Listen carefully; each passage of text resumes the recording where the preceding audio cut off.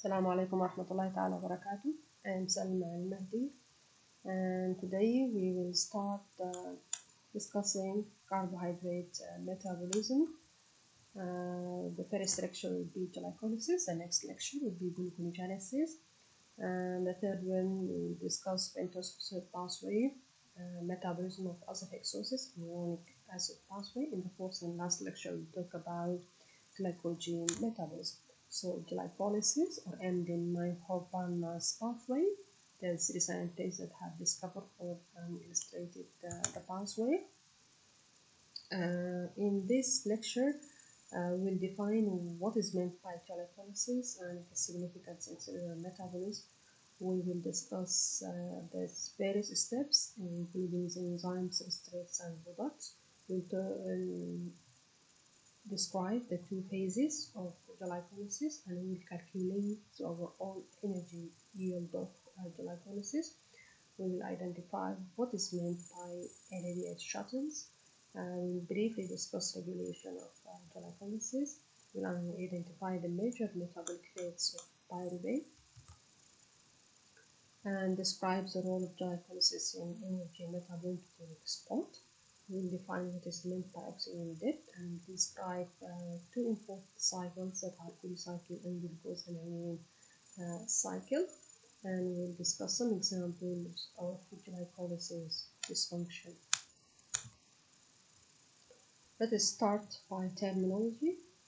Glycolysis is a combination of two terms that are glycus, which in Greek means sweet, and lysis, which means solution. So glycolysis is the breakdown or dissolution of glucose.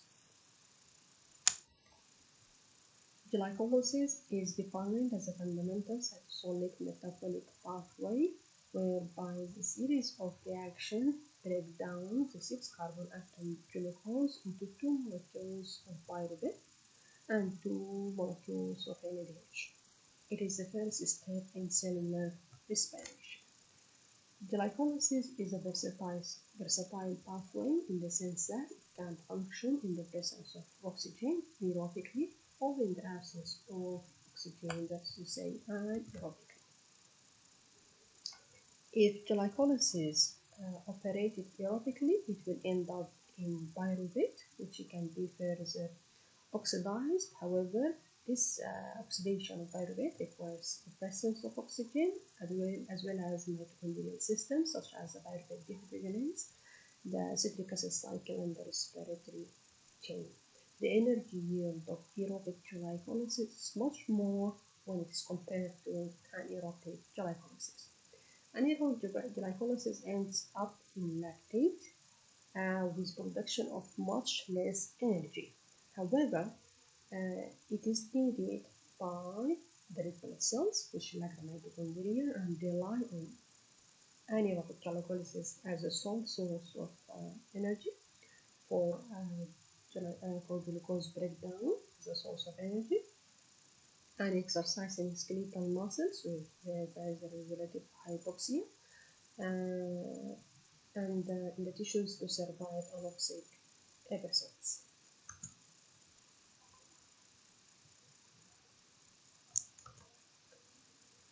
Glycolysis consists of 10 reactions up to the step of pyruvate. The 10 reactions can be grouped into two phases, preparatory phase and payoff phase. After that, pyruvate have different threads. We'll talk about them shortly. In the preparatory phase, there is investment of energy. There is no energy production.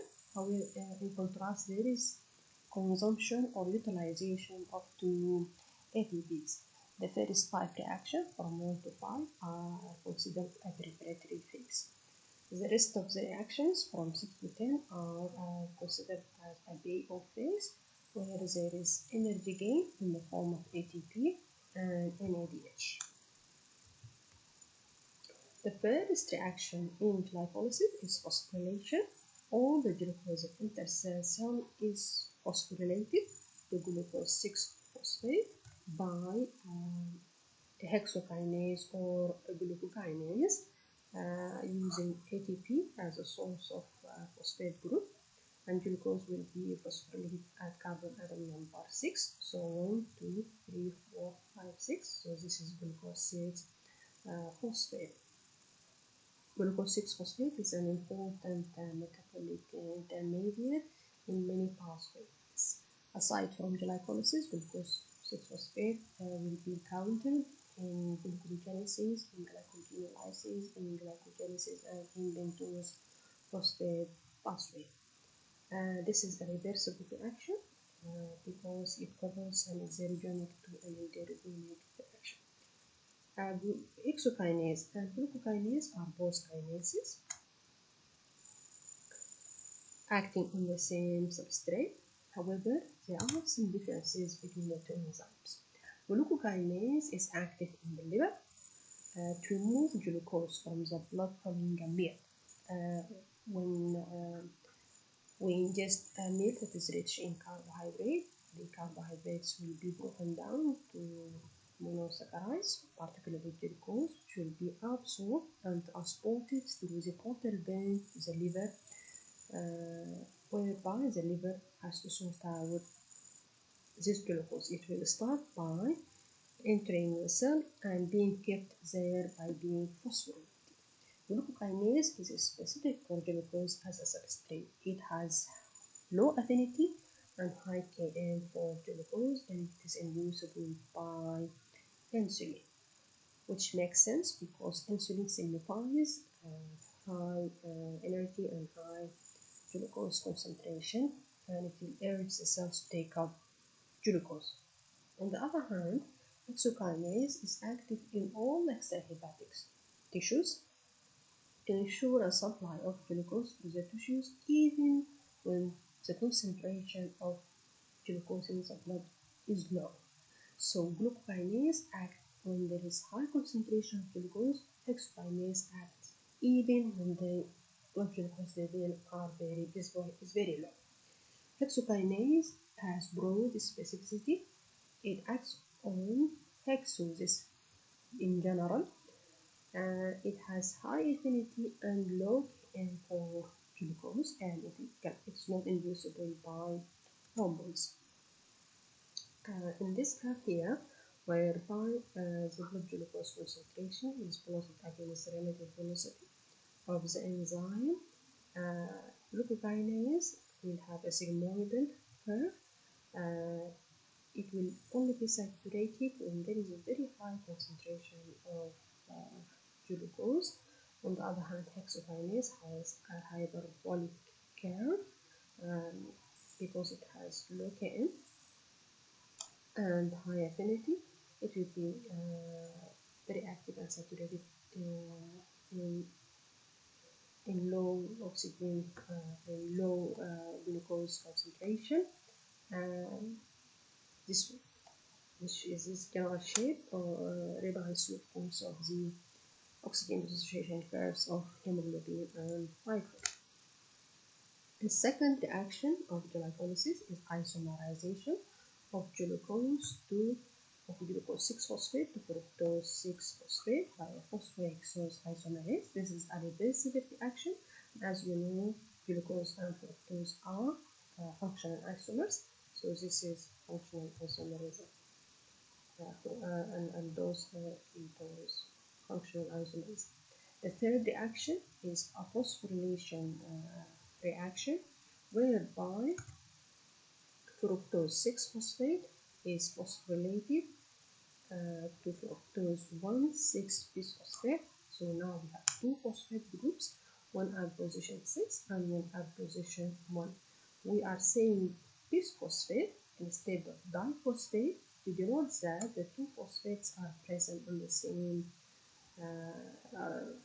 not sharing a bond, like for example in ADP, adenosine diphosphate, where the two phosphates will be connected by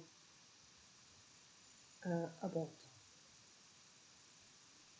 This reaction is reversible because it also covers exergonic to enderogonic reaction, and this kinase also requires magnesium like the first reaction.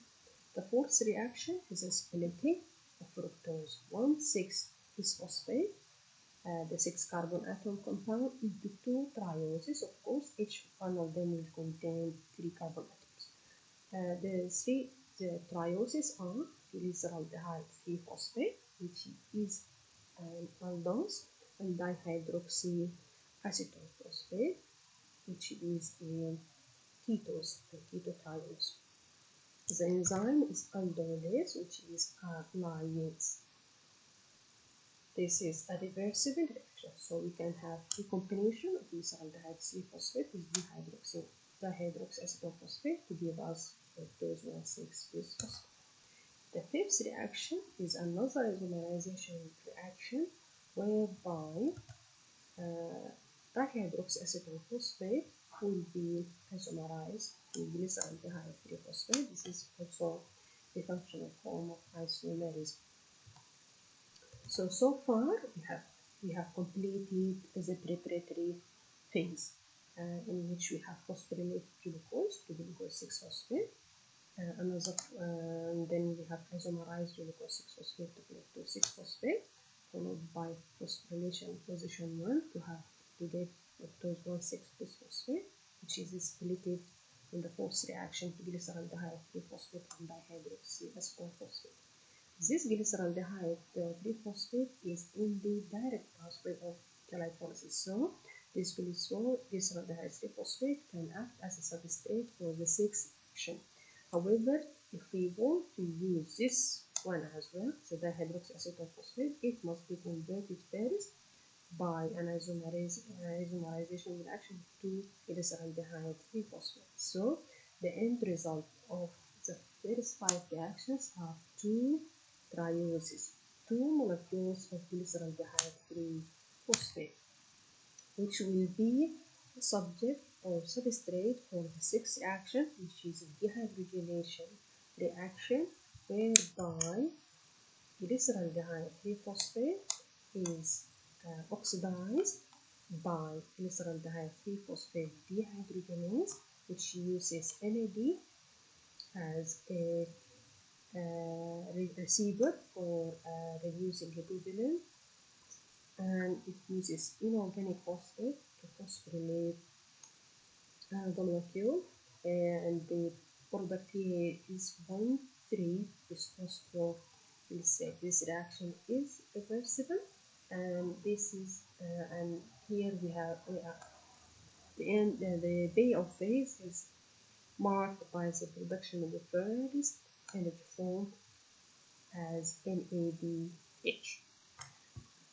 The 7th reaction is a phosphorylation reaction catalyzed by phosphoglycerate kinase, whereby ADP is phosphorylated to ATP, and 1,3-bisphosphoglycerate is converted to 3-phosphoglycerate in this reversible reaction. This reaction here, we have production of ATP, so this is what we call substrate level phosphorylation. The 8th reaction is an isomerization reaction where there is rearrangement within the molecule of 3-phosphoglycerate to get 2-phosphoglycerate, a reversible reaction.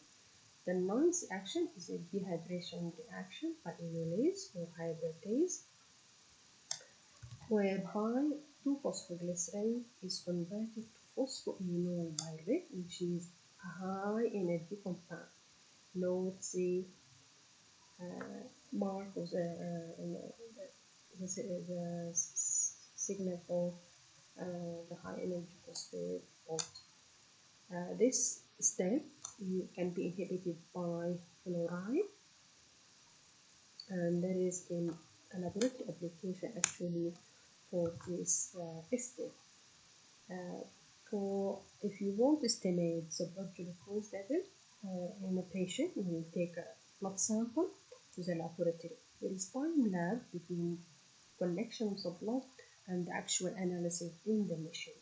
During this time period, in the tube, we have live RBCs that are going to proceed in glycolysis and consume glucose in the sample. and reducing, or the level will not be the true level that reflects what is happening in the body. So to slow down or to stop glycolysis in the tube, in the blood sample,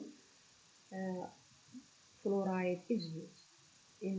So the tubes will contain fluoride. When the blood sample is added to it, glycolysis will be inhibited, and the glucose in the blood sample will be reflected to the blood glucose level in the patient.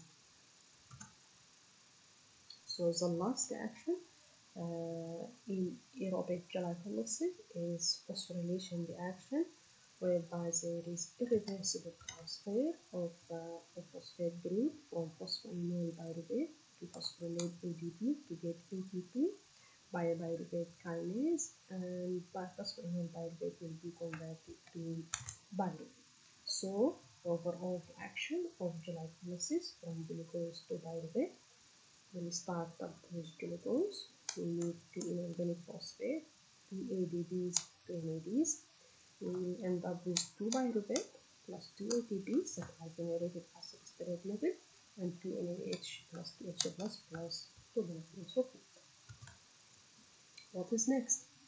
From now on, the rest of the reaction depends on the availability of oxygen and mitochondrial systems. Pyruvate has one of three phases: either complete oxidation in the presence of oxygen and mitochondrial systems. Pyruvate will be observed to be decarboxylated to acetyl-CoA by pyruvate dehydrogenase, which will enter the citric acid cycle and be further oxidized until the respiratory chain. A second phase is a reduction to lactate. These are the two phases that are important or significant in our body, in our biochemistry.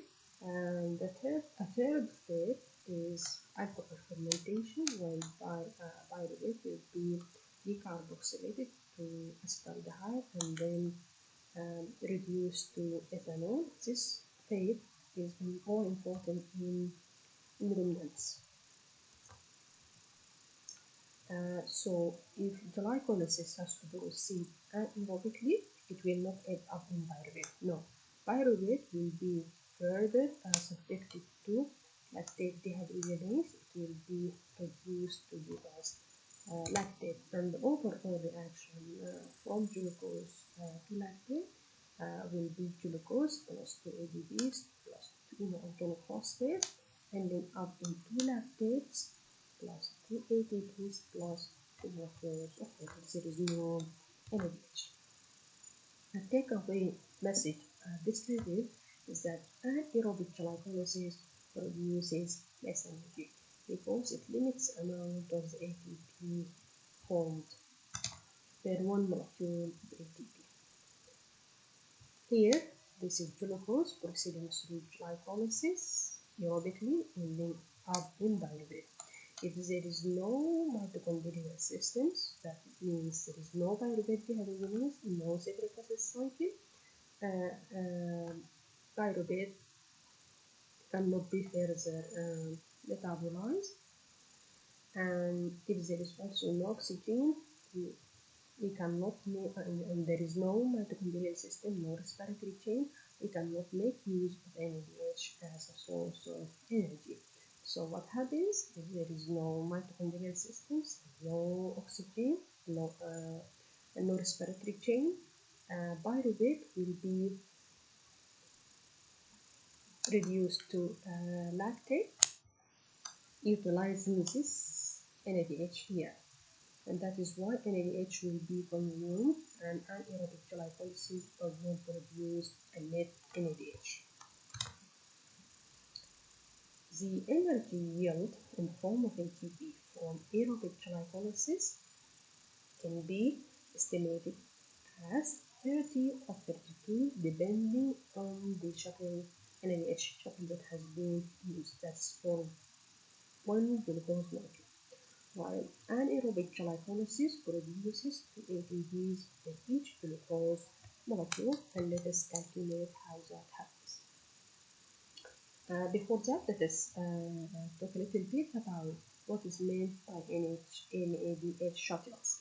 NADH shuttles transport NADH from glycolysis. Of course, glycolysis occurs in the cytosol, and NADH production and complete and production of ATP proceeds through the electron transport chain in the mitochondria. So NADH has to enter the mitochondria to go through the electron transport chain to transport NADH from cytosol, where glycolysis has took place, to the mitochondria where the respiratory chain is. The shuttles perform this transport function. We have two types of shuttles: a malate aspartate shuttle and a glycerol 3-phosphate shuttle. In the malate shuttle, NADH will be exchanged for, or will be equivalent to about 2.5 ATPs or 3 ATPs in the old textbooks. While glycerol 3-phosphate shuttle, the NADH will be equivalent to or exchanged for 1.5 ATPs or 2 ATPs in the older textbooks. A malate aspartate shuttle is active in the heart, liver, and the kidneys, and it transfers electrons from the cytosolic NADH into the mitochondria for the phosphorylation without losing ATP potential. So the malate aspartate is much more efficient than the glycerol 3-phosphate shuttle. Glycerol 3-phosphate shuttle is active in skeletal muscle and brain to also transfer NADH, however, using FAD as the final electron acceptor. The energy yield of glycolysis using the malate shuttle, which is more common than the glycerol 3-phosphate shuttle. Glycolysis, as we said, and the step of phosphorylation, 2 steps of phosphorylation. In the preparatory phase, we utilize 2 ATPs that are marked here as negative sign. There is production of NADH, 2 NADH per 1 molecule of glucose, and we have production of ATP at substrate level in 2 steps, one for each triose. So the overall glucose molecule will have 4 ATPs at substrate level. The overall production at this so far is 5 plus 2 plus 2 is 9, minus 2 is 7. And then we have 2 NADH molecules that result from oxidation, decarboxylation of pyruvate by pyruvate dehydrogenase to have acetyl-CoA, producing 2 NADH molecules that will be exchanged for 5 ATPs, and then the acetyl-CoA will proceed through the receptor acid cycle, generating, we have to, of course, 2 acetyl-CoAs from the 1 molecule of glucose that will proceed through the cycle to produce a total of 20 ATPs. So it will be 7 plus 5 plus 20, a total of 32 ATPs per complete oxidation of glucose aerobically through glycolysis, the pyruvate dehydrogenase system, and the acetic acid cycle. It will be 30 if a glycerol 3-phosphate shuttle is used. While anaerobically, in glycolysis, of course, we have the few ATPs that have been used in the preparatory phase. There is no NADH or net zero production of glycerol NADH. Why? Because this NADH will be used to reduce pyruvate into lactate. The 2 steps of ATP production or phosphorylation at substrate level are intact, producing 4 ATPs minus 2 ATPs, and the result will be 2. Of course, there is no mitochondrial system. For example, in the RBCs, there is no mitochondria, so there will be no pyruvate dehydrogenase and no citric acid cycle. The overall yield from glycolysis or breakdown of one molecule of glucose up to the level of lactate is 2 kPa. How glycolysis is regulated?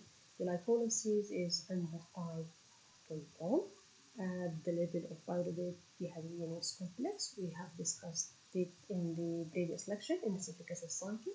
We said it has allostericity regulation, covalent regulation, as well as hormonal regulation. Additionally, glycolysis is regulated as the 3 non-equilibrium steps that are catalyzed by hexokinase, glucokinase, phosphofructokinase, and pyruvate kinase. The regulation of the 3 non-equilibrium steps will be discussed in the next lecture, inshallah, in gluconeogenesis. However, few words about pyruvate dehydrogenase complex. It is a multi-subunit enzyme in which the subunits act sequentially to perform the catalytic function. It is equivalent to the alpha ketoglutarate dehydrogenase enzyme of the citric acid cycle. The pyruvate dehydrogenase catalyzes the irreversible move from glycolysis to citric acid cycle. When glucose is broken down undergoes glycolysis up to the level of pyruvate. Pyruvate is now in the cytoplasm. It has to be transported inside the mitochondria if it wants to proceed to citric acid cycle. Pyruvate has a specific transporter, that is pyruvate transporter, that helps in gaining entry into the mitochondria. Why? Because the pyruvate dehydrogenase system is present in the inner mitochondrial membrane. And the citric acid cycle, of course, is also a mitochondrial system. So pyruvate dehydrogenase, as we said, catalyzes the irreversible route from glycolysis to the citric acid cycle. Pyruvate will be oxidatively decarboxylated into acetyl-CoA. Acetyl-CoA is now available to comprise of the acetate to form citrate and proceed through the citric acid cycle. Glycolysis enzymes can be deficient or defective, leading to serious manifestations. For example, in the RBC, deficiency of aldolase or pyruvate kinase will lead to inability of the RBCs to make use of glucose as the sole source of energy, leading to hemolytic anemia. In the muscle, deficiency of muscle phosphofructokinase will lead to abnormal glycolysis and glucose energy production in the muscle.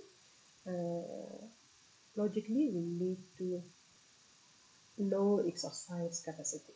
This muscle will not be able to contract to perform its function because there is no energy.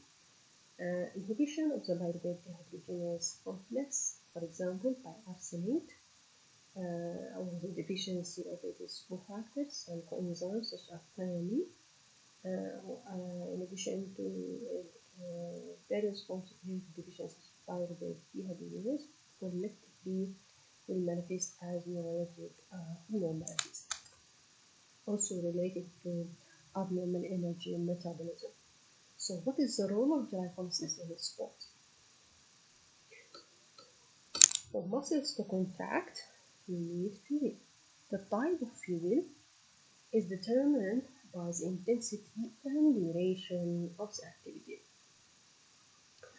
For example, 100-meter sprinting is a vigorous type of sport that is very intense for a short duration of activity compared to marathon running. short distance sprinting heavily depends on glycolysis as a source of energy, whereby ATP will be generated quickly from limited stores up to a short period of time. Marathon runners, on the other hand, will use energy from glycolysis from the breakdown of fatty acids, where ATP here is generated more slowly from high capacity stores. We will compare short distance sprinting with marathon metabolically and energetically. Um, as you have already noticed that the physique, the body of those who are professional short distance sprinters is quite different from marathon runners. Short distance sprinter will have higher muscle bulk and definition, while a marathon runner will usually have lean and relatively small muscles. The predominant type of muscle fibers in short distance sprinters will be type 2 fibers, which are optimized for anaerobic energy and explosive power production. They are larger, those fibers are larger and contract quickly to generate high force, but they fatigue rapidly. So for the explosive, for the rapid the, the very rapid beginning of the sprint, the body needs a ready available source of energy that can work anaerobically because the muscles are contracting and there will be low oxygen supply, so glycolysis will have to proceed anaerobically. So in this condition, the prepared source of energy will be glycolysis. In marathon runners, the predominant muscle fibers are small twitch type 1 fibers, which are highly efficient for aerobic respiration and endurance. Here, the muscular activity is sustained over long periods of time. The muscle fibers contain higher density of mitochondria and capillaries because oxygen is available and it is supplied by these capillaries, and this form of energy metabolism is suited for this muscular activity, which is prolonged over a longer period of time, and it needs much more plentiful supply from mainly from lipolysis. So if there is prolonged muscle activity, for example, more than 30 minutes, all the glycogen will be broken down into glucose, and also glucose will be used for glycolysis. And if and because there is relative hypoxia, glucose will be broken down by anaerobic glycolysis, resulting in lactate. This lactate accumulates in the contracting muscle. What happens to this lactate? We need to know what is meant by oxygen debt to answer that question. Oxygen debt is amount of oxygen required to supply ATP for gluconeogenesis during recovery. Gluconeogenesis is the process of production of or synthesis of glucose from non-carbohydrate intermediates. What happens is that in the periods of muscular activity, glycolysis proceeds anaerobically and lactate accumulates. Following that, at rest in the recovery period, uh, the body, in order to clear this lactate, the body will start to consume a lot of oxygen as lactate will be at that time lactate will be converted to glucose by gluconeogenesis to rebuild and to reform the glycogen back. The glycogen that has been stored in the liver and muscle and has been used for the muscle activity, it has to be replaced back. And to do that, the body is going to consume oxygen for metabolic respiration for production of ATP. Cori cycle, also known as lactic acid cycle, is a process of transportation of lactate that is formed by anaerobic glycolysis in the muscles and blood vessels in the liver and kidney, where it reforms glucose by gluconeogenesis. So, the exercising muscle and the relative hypoxic condition will use glucose as a source of energy, but instead of ending in pyruvate, because it proceeds anaerobically, this glycolysis will end up in lactate. This lactate will be transported via the circulation to the liver. In the liver, lactate will be used to reform pyruvate by lactate dehydrogenase, and pyruvate will be used to produce glucose in a process that is called gluconeogenesis, and the glucose will be released back for the muscles and extrahepatic tissues. So this clarifies the fate of lactate. We have another cycle that is called glucose-alanine cycle. This cycle functions in starvation. During this period, prolonged starvation, the body has to shift for other sources. So there is no longer carbohydrate that have already been consumed. The body will shift to protein as a third source of energy, and it will break its muscles. Degradation of muscle proteins to generate amino acids to be used as energy source. Of all the amino acids that will be released from the muscle, alanine predominates. The glucose-alanine cycle transports alanine from the breakdown of muscle to the liver, where alanine, the amino acid alanine, will be converted to pyruvate by a transamination reaction, and this pyruvate will be used to make glucose through the process of gluconeogenesis, and this glucose will now be available for the muscles as a source of energy and for other tissues as well, like the RBC that needs glucose as a sole source of energy. And this concludes our talk. Thank you very much. See you next time.